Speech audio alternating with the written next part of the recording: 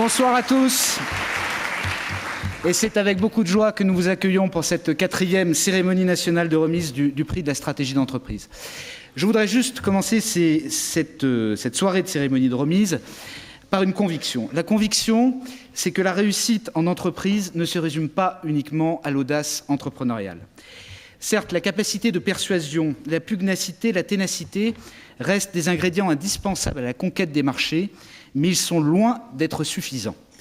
Car les chefs d'entreprise qui réussissent ne sont pas ceux qui s'enferment dans leur certitude. Ce ne sont pas davantage ceux que le doute tétanise et conduit à l'inaction. Non, les chefs d'entreprise qui réussissent sont ceux qui prennent le risque d'ébranler leurs premières intuitions en les confrontant tout simplement à l'exercice de la réflexion.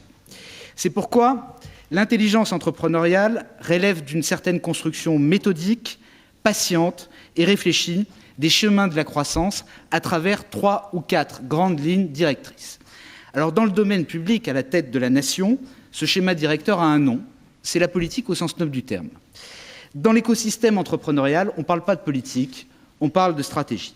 Mais cette variante des terminologies ne doit absolument pas nous induire en erreur. L'enjeu reste le même et son importance justifie qu'on s'y attarde un peu chaque année pour essayer ensemble d'en comprendre la pertinence.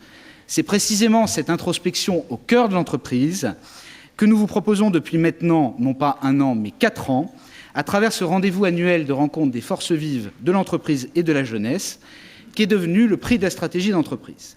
Alors, si on ne change pas une équipe qui gagne, on ne change pas davantage une formule qui marche.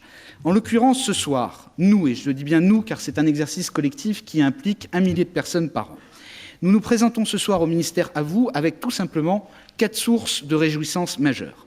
La première, c'est 63% de candidatures en plus par rapport à l'édition précédente. La deuxième bonne nouvelle, c'est un quasi-doublement du réseau des grandes écoles et universités participantes qui, cette année, passe de 14 à 26, au premier rang desquelles, pour la première fois cette année, l'intégralité des 10 meilleures grandes écoles de management selon tous les classements habituels. L'amélioration est également qualitative avec une croissance annuelle qui dépasse les 100% au niveau des gros dossiers, c'est-à-dire au niveau des ETI et des grands groupes. Et enfin, la reconnaissance officielle du ministère de l'Enseignement supérieur, qui est venu en février dernier rejoindre nos amis historiques du ministère de l'Économie. Et cette reconnaissance, elle atteste tout simplement de l'utilité collective de notre programme.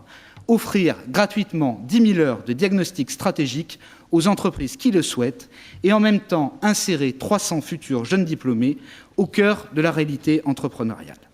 Alors vous imaginez bien que si 2 ministères s'engagent à ce point dans ce challenge, c'est qu'il ne s'agit pas simplement de célébrer quelques belles réussites entrepreneuriales. Alors je vous rassure, on va passer une excellente soirée ensemble, un moment très festif, énergisant, plein d'enthousiasme, un moment durant lequel vous allez découvrir 10 stratégies très bien construites, présentées et expliquées avec la clarté et l'enthousiasme de la jeunesse. Il n'en demeure pas moins que notre cérémonie nationale de remise est tout sauf un concours de beauté et encore moins un jeu de télé-réalité. Car l'enjeu de ce soir ne consiste pas à savoir quelles sont les entreprises les plus performantes, mais pourquoi elles le sont.